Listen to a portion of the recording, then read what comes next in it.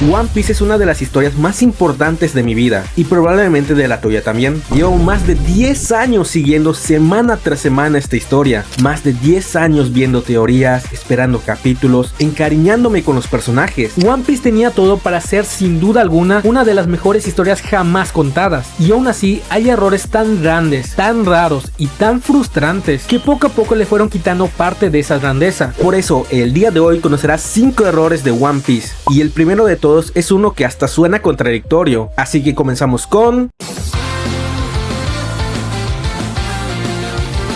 One Piece es mejor cuando nos olvidamos de los Mugiwara. Y ojo, este error es el menos grave de los 5 que conocerás hoy, porque en parte también es una virtud. De hecho, que una obra tenga personajes secundarios y hasta terciarios tan buenos que el mundo se sienta vivo, incluso sin sus protagonistas. Eso está muy cabrón. Muchísimos mangas lo intentan y fracasan, pero One Piece sí lo logra, y lo consigue casi sin esfuerzo. El problema es cuando esa virtud empieza a jugar en contra de tus protagonistas, porque una cosa es que tus secundarios sean muy buenos, y otra muy distinta es que cada vez que aparecen, te recuerdan que preferirías estar viendo su historia antes que la de los protagonistas. Y ahí es donde empieza el problema real, porque ya no dices, wow, qué asombroso grupo de secundarios, sino que empiezas a decir, espera, ¿por qué me interesa más la historia de este random que la mitad de la tripulación principal? Y eso, mis queridos yamercitos, sí es muy severo, porque si tus personajes secundarios son constantemente más interesantes, más complejos o incluso más memorables que los protagonistas, entonces la impresión que le dejas al espectador no es que los personajes de tu mundo estén muy bien escritos, es que tus protagonistas se quedaron atrás. Piénsalo, Doflamingo y toda su familia tienen una buena vibra, una presencia y una fuerza narrativa que aplastan a muchos momentos de los Mugiwara. Trafalgar Law durante varios capítulos se sintió más interesante y hasta más emocionalmente atrapante que los Mugiwara, y en general una enorme cantidad de personajes de la vieja era de One Piece como Roger, Shebek o incluso Kuma se sienten más vivos, más reales y hasta más especiales que gran parte de la tripulación, quienes se supone que deberían carrear la historia. Y no solo estoy hablando de los villanos top o personajes ultra importantes como Shebek, sino es que One Piece llega a un punto donde tú ves a Kureha y dices, wey, esta señora tiene más aura que todos los sombreros de paja. Ves al señor Pig y piensas, ¿cómo carajos este güey tuvo un desarrollo emocional más impactante que alguno de los Mugiwara? Y ya hasta cuando personajes que literalmente son un meme te dejan más huella que algunos protagonistas, ahí ya no estamos hablando de una simple preferencia personal, estamos hablando de una decisión de escritura que tiene consecuencias respecto a los protagonistas. Porque al final lo que pasa como espectador de One Piece es raro. Tú amas One Piece, te encanta su mundo, incluso estás encariñado con Luffy y con los demás de la tripulación, pero también empiezas a sentir que la historia a veces te empuja más a empatizar con los personajes secundarios o con personajes random que por la propia tripulación que por años llevas conociendo. Y eso duele bastante, porque los Mugiwara no deberían sentirse como la parte menos interesante de su propia obra, sino que ellos deberían ser quienes más resalten. Que Oda haya traído un mundo tan vasto y tan lleno de personajes memorables es algo de admirar, de verdad que lo es, pero si esa grandeza viene acompañada de una consecuencia tan pesada como dejar a tus protagonistas con peor reputación, con menos aura, menos evolución o menos interés narrativo, entonces ya no estamos hablando solo de una virtud, sino también estamos hablando de un terrible error, un error contradictorio, pero un error al final y a cabo. Y lo peor es que este punto no viene solo, porque justamente esta sensación de que los Mugiwara se fueron quedando atrás nos lleva directo al siguiente problema. Así que continuamos con...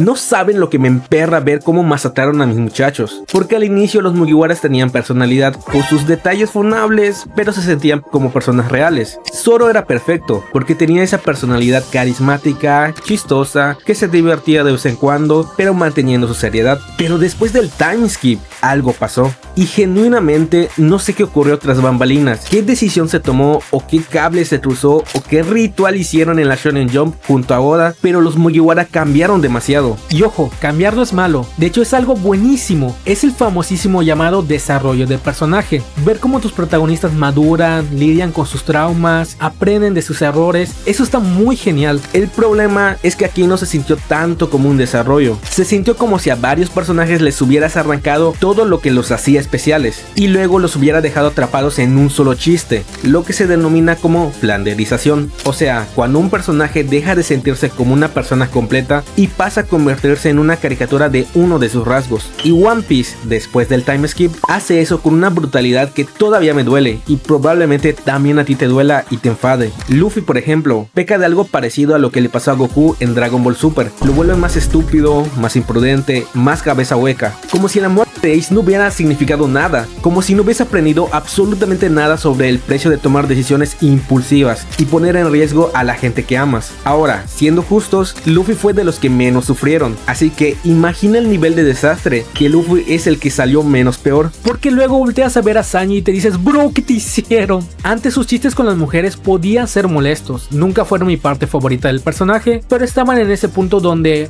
está bien, te lo paso. Era tolerable, pero después del time skip ya no, ya que esos chistes lo llevaron a un extremo tan ridículo, tan invasivo e incómodo, que deja de ser un rasgo gracioso y se convierte en una asquerosa burla al personaje. Chopper, Jinbei, Franky y Robin se volvieron tremendos NPC que no han hecho nada después del time skip, absolutamente nada, salvo Franky y Dressrosa, pero fuera de eso, tremendos randoms, mi bro. Como si la historia hubiera decidido que podían seguir existiendo sin realmente utilizarlos, sin darles peso, sin recordar por qué un día nos importaron tanto. Y la peor decadencia de estos que acabamos de mencionar fue la de Robin, güey. Creo que me lo pueden confirmar en los comentarios. Y luego llegamos al caso que más me duele personalmente, que es el de Zoro. Porque Zoro, güey, lo convirtieron en un maniquí simplemente para farmear aura. Solo eso. Entra, se ve mamón, espada, corto y ya, güey. El efecto TikTok tristemente afectó a Zoro. ¿Dónde quedó ese weón con comentarios sarcásticos? ¿Dónde quedó el Zoro que se sentía presente incluso cuando no estaba peleando? ¿Dónde quedó esa mezcla tan buena entre seriedad, estupidez, orgullo y humanidad?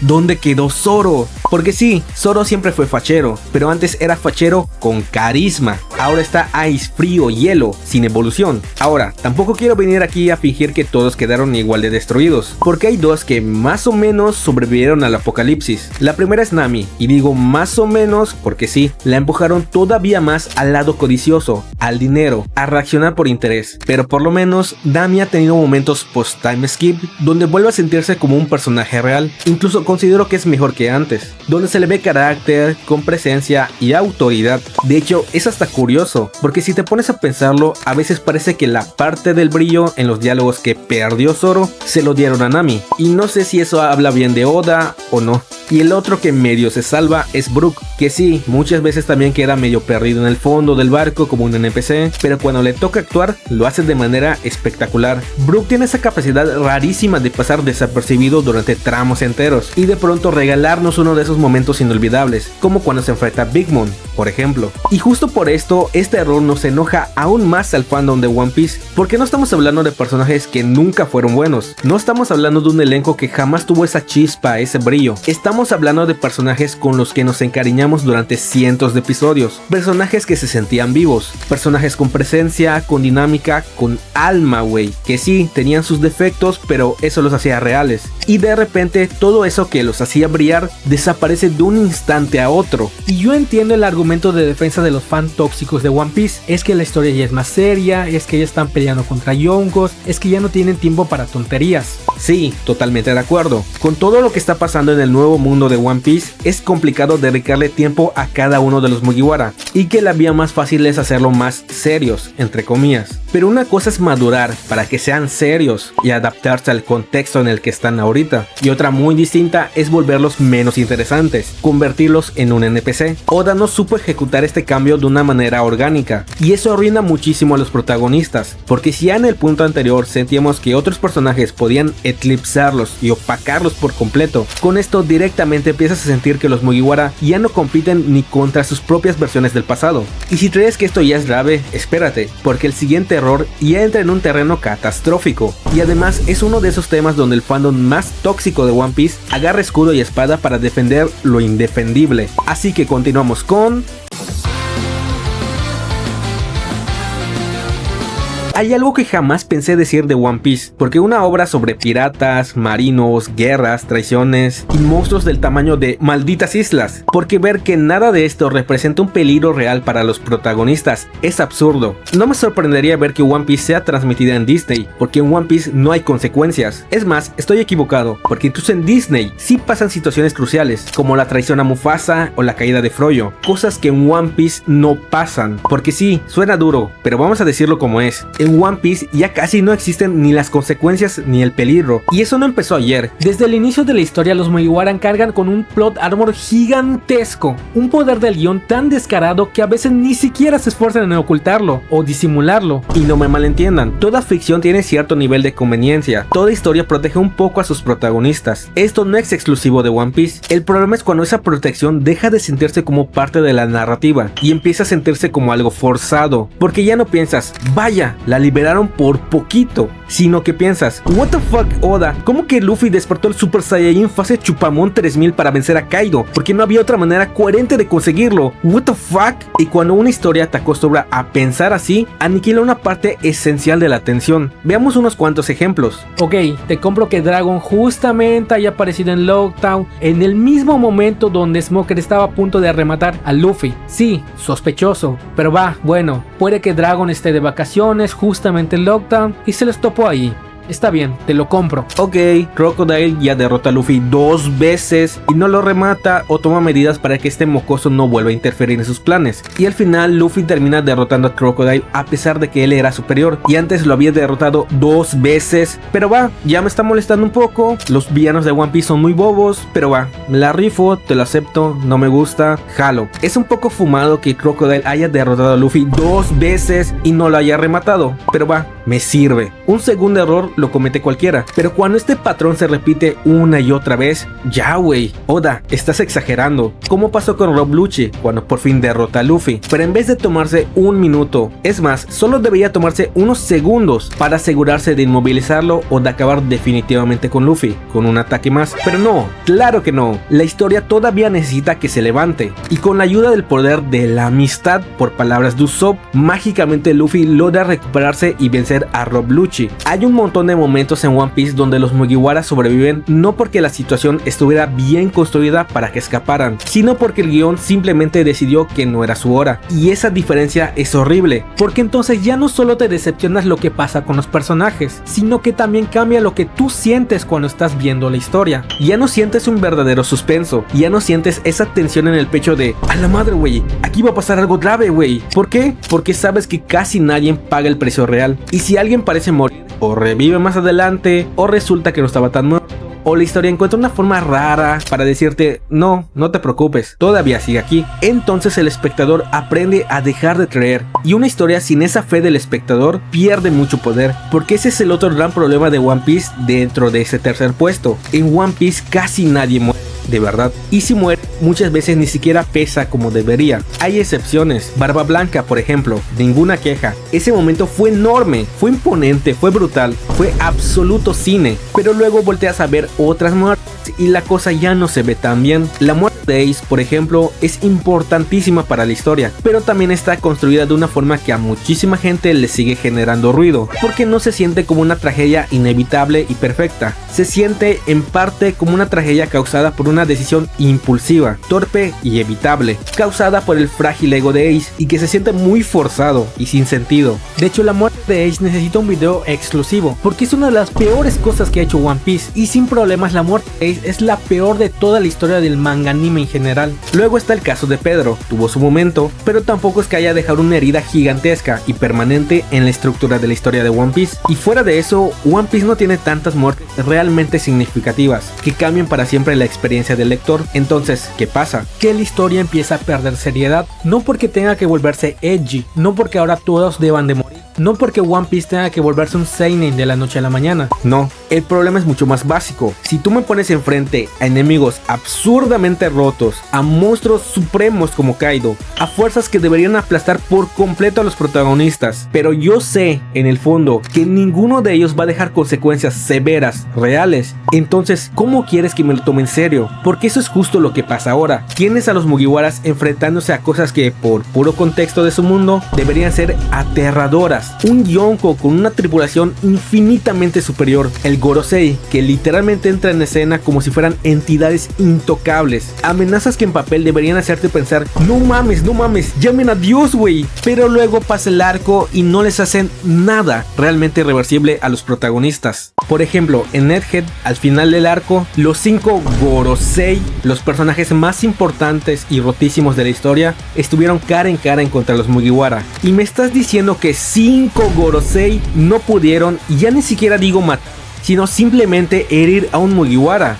No pudieron detenerlos, no les hicieron nada. Se nos da a entender que los 5 Gorosei son los villanos finales o parte de los villanos finales de esta historia. Son la autoridad que gobierna el mundo bajo el liderazgo de Insama. Y me dices que 5 Gorosei no pudieron detener a los Mugiwara, que la mayoría ni siquiera tienen haki. Bro, ¿me estás jodiendo o qué? Ah, pero en Egghead mataron a Vegapunk. Entonces sí hay consecuencias. No, porque también sobrevivió con sus clones. De verdad es ridículo. Pero siendo honesto, en Elbaf yo no siento nada de tensión. Y eso que los que estamos al día con el manga saben contra quiénes nos estamos enfrentando. Ya no siento nada porque ya aprendí, después de tantos años, que probablemente pase lo que pase, los Mugiwara van a salir sin consecuencias graves. Y ojalá Oda me calle la boca. De verdad lo digo. Ojalá Elbaf sea ese punto de no retorno. Ojalá por fin sintamos que esta tripulación entró en una etapa donde equivocarse cuesta carísimo. Pero muy en el fondo, sé que probablemente no va a pasar.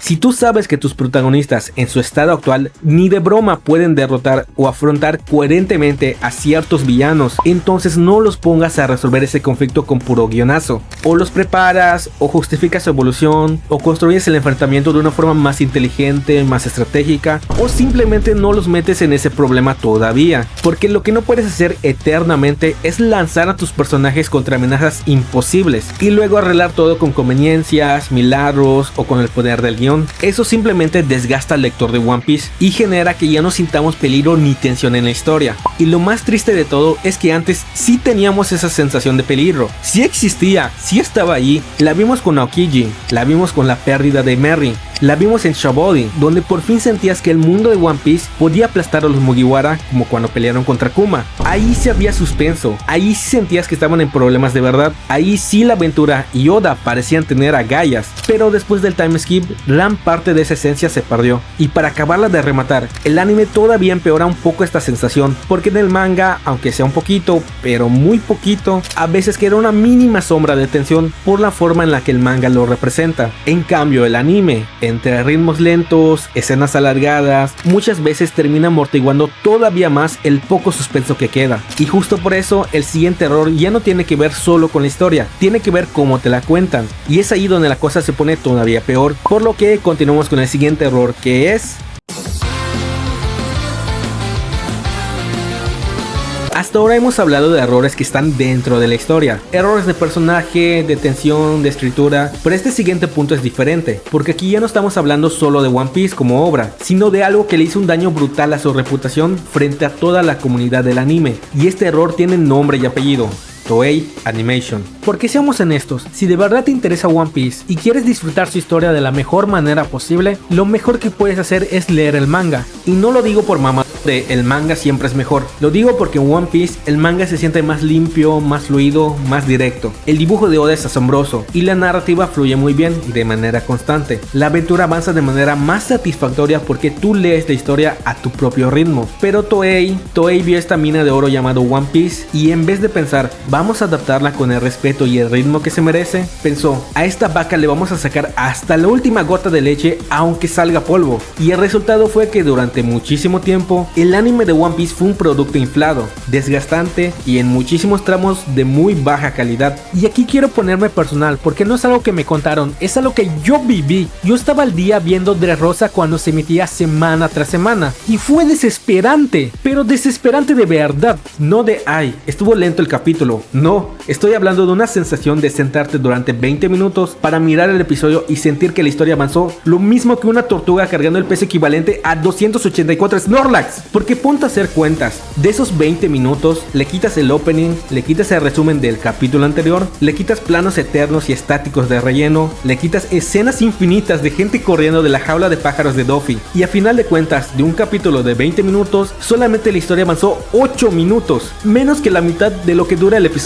Recordar esa época me pone muy triste, y si tú lo viviste, de seguro también te entristece. Dressrosa para mí es el ejemplo perfecto de cómo Toei agarró un arco que en el manga tenía cosas buenísimas, y lo convirtió en una prueba espiritual de paciencia. Creo que es más tolerable la fila para sacar una cita en el IMSS que a ver Dressrosa entero. Y sí, Toei ya metía relleno y alargues desde antes. Esto no empezó en Dressrosa, pero antes todavía estaba ese punto donde decías, bueno, ok, me molesta, pero se puede aguantar. El problema es que con cada arco la cosa fue empeorando. Y qué casualidad, por cierto, que también estamos frente a una caída que sucede después del time skip, porque la isla Gyojin, salvo unos momentos puntuales, en el anime se vuelve pesadísima. En Punk Hazard, si en el manga ya se siente lento, en el anime es para usarlo de somnífero y dormirse rápido. Y en Dressrosa ya directamente prefiero ver Rent a Girlfriend, que es un anime extremadamente bodrio, y que mis ojos sufran, a ver el anime de One Piece en el arco de Dressrosa otra vez. Y Wano, de Wano mejor ni me hagan hablar, porque me vuelvo loco. Y mucho menos de Egghead, porque cada vez que recuerdo ciertas decisiones de Toei con este arco, me dan ganas de agarrar un peluche de Tanjiro y desquitarme con él como si me debiera dinero. Y lo más grave de todo es que cuando luego te vas al manga, te das cuenta de algo tristísimo. Muchos de estos arcos no eran tan pesados, de hecho varios son bastante disfrutables, tienen ritmo y tienen buenas ideas, pero la adaptación de Toei lo vuelve en una experiencia muchísimo más densa, más cansada y más frustrante de lo que debería ser. Entonces el anime no solo adapta mal ciertas partes de la historia, también altera la percepción que mucha gente tiene de la obra, y eso es fatal, porque para el espectador promedio One Piece no es ese manga maravilloso que quizás disfrute mejor leyendo.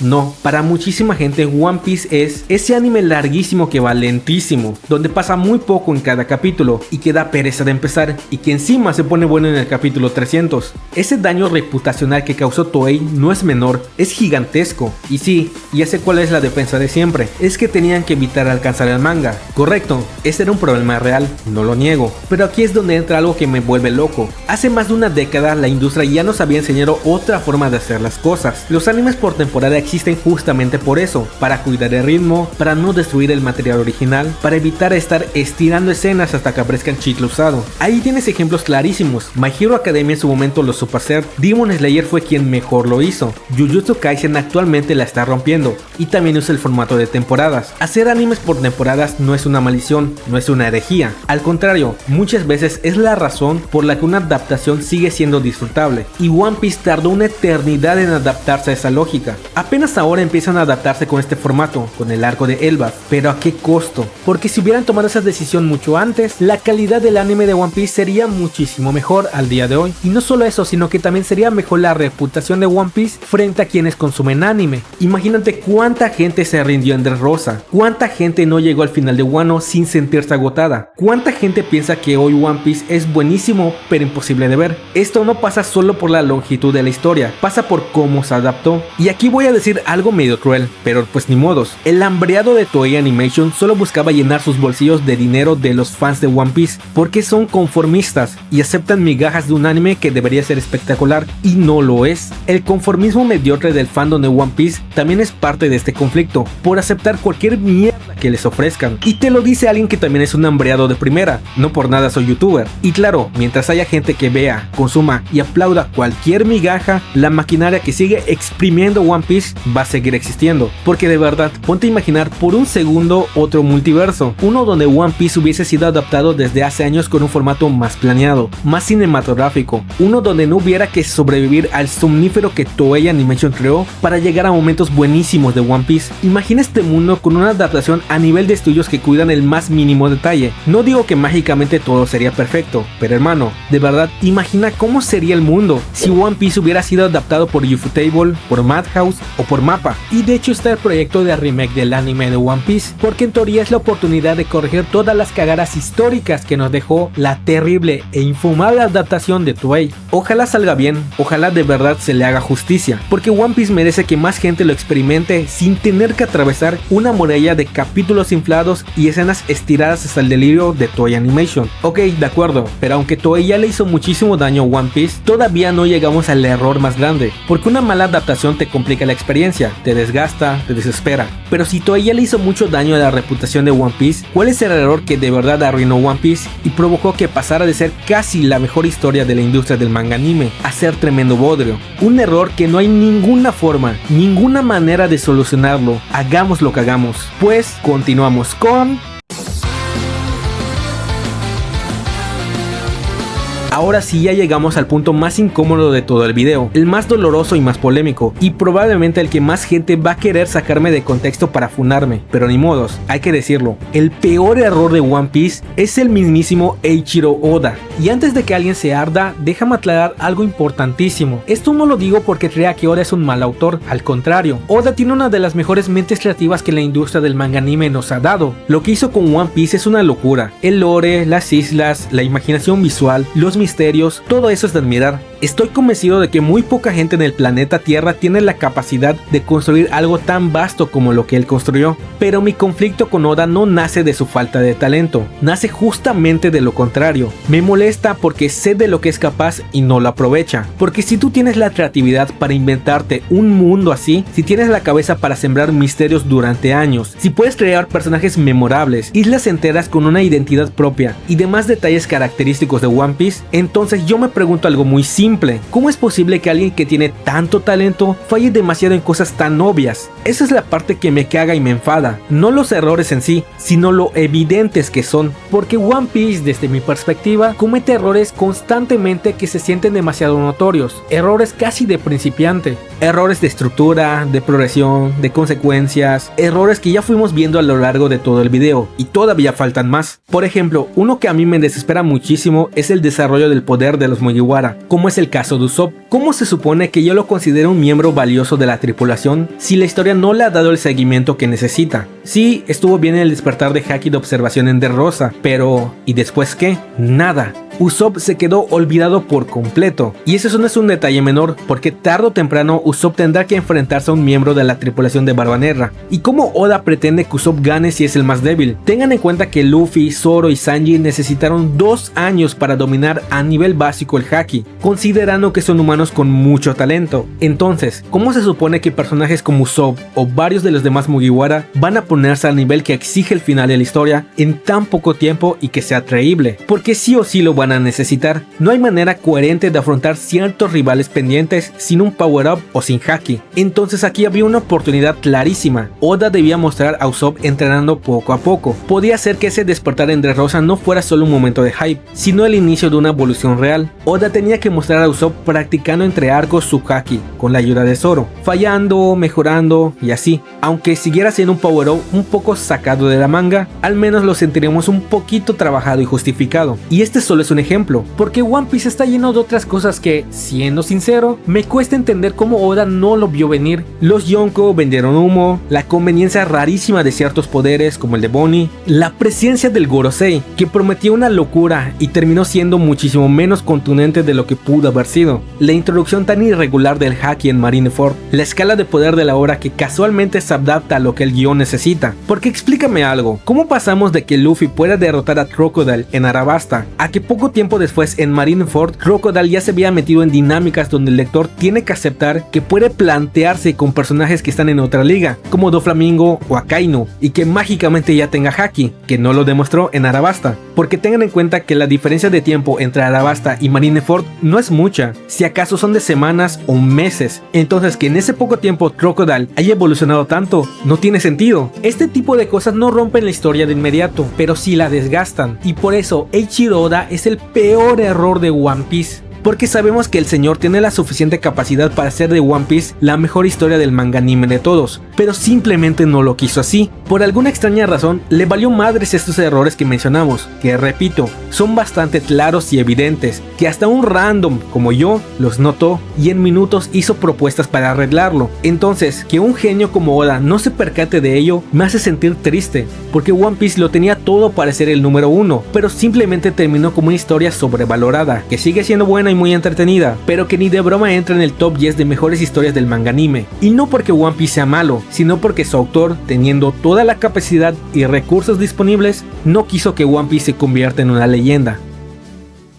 Y ojo, tampoco hay que ser injustos. Yo entiendo perfectamente que Oda vive bajo una presión absurda. Publicar durante tantos años, sostener una obra así, cargar con expectativas globales y hacerlo semana tras semana debe ser una locura. Además, que ya es un señor mayor, tiene 51 años y evidentemente no tiene la misma energía y resistencia para estar dibujando y escribiendo todo el día en comparación cuando era más joven. Todo eso lo entiendo y por eso esto no me nace del odio, me nace de la frustración. Porque en algún universo alterno, en algún rincón del multiverso, donde todo salió apenas un poco distinto, existe una versión de One Piece donde Oda se tomó el tiempo de pulir estas grietas, estos errores, de cuidar mejor la progresión, de tratar mejor a los Mugiwara, de mantener el suspenso, de ordenar la escala de poder, de arreglar todas estas incongruencias. Y esa versión, tristemente, nosotros nunca la vamos a ver.